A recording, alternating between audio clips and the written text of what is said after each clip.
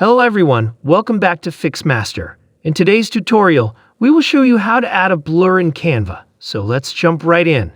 First, open your preferred browser and search for canva.com. If you don't have an account on Canva, you can make one. After this, click on Create a Design, then select Whiteboard. You can also choose any type of them if you want to. Let's upload the image you want to blur. Click on Uploads on the left sidebar. Then Upload Media to add your image from your computer or Canva's stock library.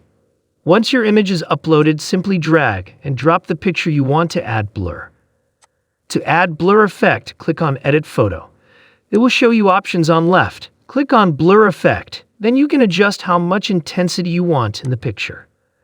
And there you have it, a quick and easy way to add a blur effect to your images in Canva. If you found this tutorial helpful, please give it a thumbs up and subscribe to our channel for more tutorials. Thanks for watching, and we'll see you in the next video.